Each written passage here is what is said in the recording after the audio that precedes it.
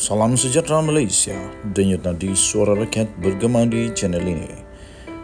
Jangan lupa tekan butang subscribe, like dan share. Malaysia kita punya, cintai Malaysiaku, kita jaga kita.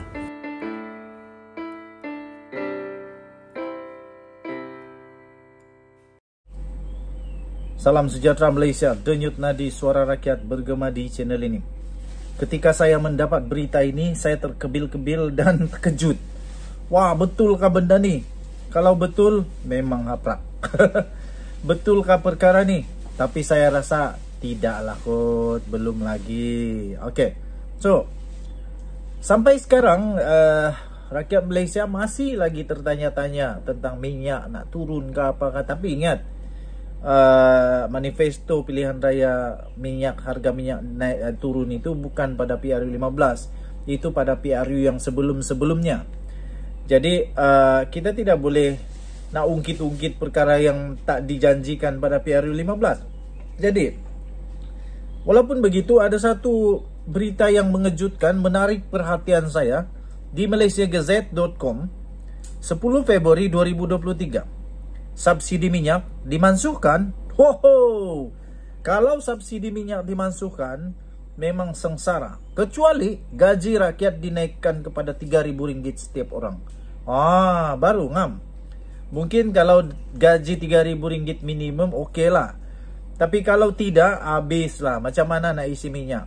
Nanti semua orang jalan kaki. Tapi okey jugalah, kita jadi negara Jepun, naik bicycle pergi kerja. Okey, subsidi minyak dimansuhkan. Itu persoalan yang amat besar. Pakar ekonomi menjangkakan, ini jangkaan saja rupanya. Pakar ekonomi menjangkakan kerajaan perpaduan bakal akan mengumumkan pemansuhan subsidi minyak petrol dan diesel dalam pembentangan bajet akan datang. Wah, pandai juga pakar ekonomi ni. Siapa pakar ekonomi yang menjangkakan begini? Walau bagaimanapun, kerajaan juga dijangka menggantikannya dengan sistem bantuan kepada mereka yang memerlukan. Okey. Tapi saya secara jujurnya, saya tidak setujulah. Malaysia belum bersedia. Gaji kita masih lagi di paras yang rendah. 1,500 minimum tidak dapat untuk menutup subsidi tersebut. Bayangkan kalau tiada subsidi, harganya berapa? Kamu cuba siasatlah di Google. Dengan kata lain, harga minyak akan mengapung mengikut harga pasaran dan T20 tidak lagi dapat menikmati subsidi. Pakar ekonomi iaitu Datuk Chua Tia Guan berkata, kerajaan akan menumpukan perhatian kepada penstrukturan semula subsidi dalam pembentangan bajet baru. Beliau berkata, dengan masalah kewangan yang dihadapi oleh negara, kerajaan tidak akan menggunakan hasil cukai untuk memberi subsidi kepada korporat besar. Yang ini okeylah. Tapi kalau pada rakyat, tak setuju. Tapi kalau kepada orang-orang kaya, jutawan kah, korporat jutawan dan sebagainya, okeylah. Tapi saya tidak setuju. Beliau berkata, dengan masalah kewangan yang dihadapi negara, kerajaan tidak akan menggunakan hasil cukai untuk memberi subsidi kepada korporat besar. Jelasnya, daripada subsidi yang mencecah 80 bilion ringgit Malaysia pada tahun 2022, hampir separuh daripadanya adalah untuk subsidi minyak bahan api. Dan subsidi minyak itu 53% digunakan ke atas T20. Begitu. Baru faham. Rupa-rupanya T20 ini yang memang kaya-kaya lah. T20 ini korporat yang kaya. Jadi 53% digunakan. Jadi maksudnya 40 bilion hanya kepada mereka. Dan di bawah daripada T20, rakyat biasa yang gaji rendah-rendah ini pun dapat 40 bilion. Patutlah. Katanya dalam kenyataan itu 80 bilion adalah hampir sama dengan jumlah peruntukan pembangunan negara, dan jumlah duit ini akan memberi kesan positif berpanjangan jika digunakan untuk tujuan pembangunan seperti membina jalan, sekolah dan pengangkutan awam, katanya. Tambahan pula, subsidi minyak akan mendorong penyeludupan dan penyelewengan, katanya kepada China Press. Tia Guan bagaimanapun berpendapat subsidi minyak tidak boleh dimansuhkan secara sekaligus, tetapi perlu dilakukan secara berperingkat.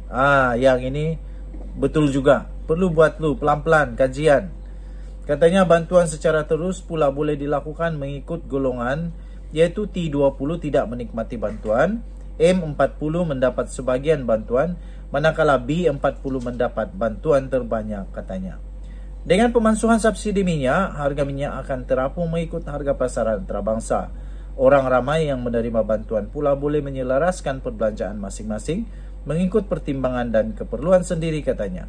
Tambahnya lagi, selain penstrukturan semula subsidi, kerajaan juga dijangka akan menjimatkan perbelanjaan yang tidak perlu tetapi pada masa yang sama perlu berusaha untuk menjana pertumbuhan ekonomi.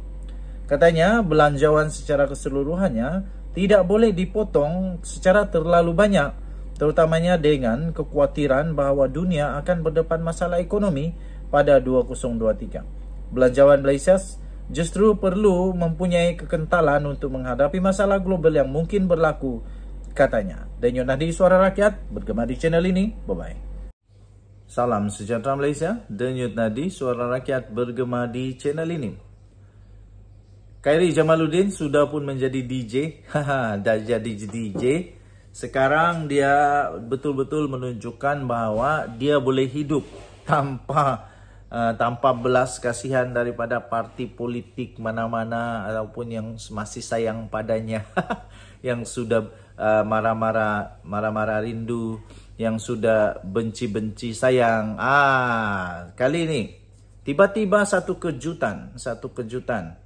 Bersatu Negeri Sembilan sedia tawar jawatan MB pada KJ.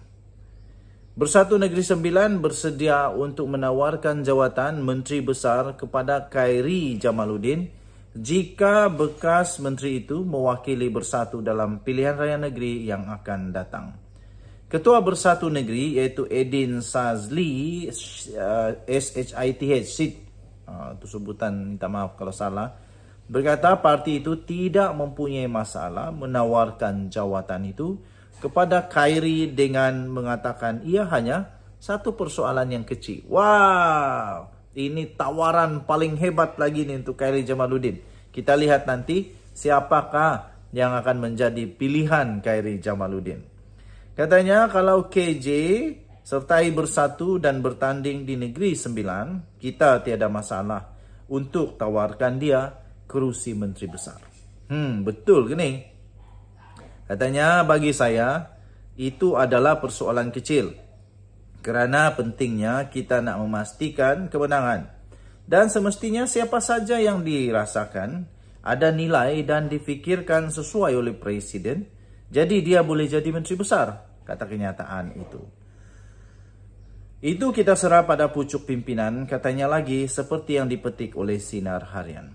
Edin menambah memandangkan Khairi adalah seorang pemimpin yang amat kuat, dia boleh menjadi satu nilai kepada Bersatu jika menyertai parti berkenaan.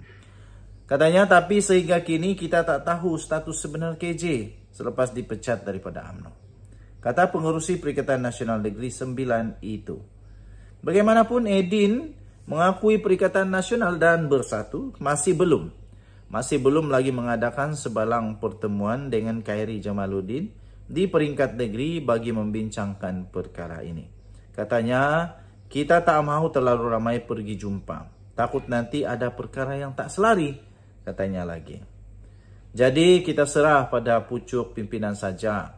Dan jika ada arahan susulan, kita akan ikut, katanya dalam kenyataan itu lagi. Sebelum ini dilaporkan Khairi Jamaluddin sedang mempertimbangkan tawaran untuk bertanding di Selangor selain tawaran menjadi Menteri Besar sekiranya menang. Terdapat perbincangan dengan beberapa pihak dan terdapat juga perbincangan mengenai peranan itu, kata bekas Menteri Kesihatan itu dalam satu pertemuan dengan Kelab Concord, kumpulan yang tidak rasmi, editor dan wartawan kanan yang diketuai oleh Wong Chun Wai. Bagaimanapun, bekas ahli Parlimen Rembau itu masih belum lagi memutuskan sama ada mahu menyertai PRN Selangor yang mesti diadakan pada tahun ini. Okey, so Denyut Nadi Suara Rakyat bergema di channel ini. Bagaimana dengan anda? Apa pendapat kamu? Di manakah sebenarnya Khairi Jamaluddin lebih ada chemistry? Adakah Khairy Jamaluddin patut bersama dengan Bersatu? Atau patutkah Khairy Jamaluddin bersama dengan PKR, dengan orang-orang cerdik-cerdik seperti Rafizi Ramli? Ataupun sepatutnya Khairy Jamaluddin patut bersama dengan Yang Safura di DAP? Mana-mana sejalah. Denyut Nadi Suara Rakyat, sila tinggalkan komen anda. Kita jumpa lagi. Bye-bye.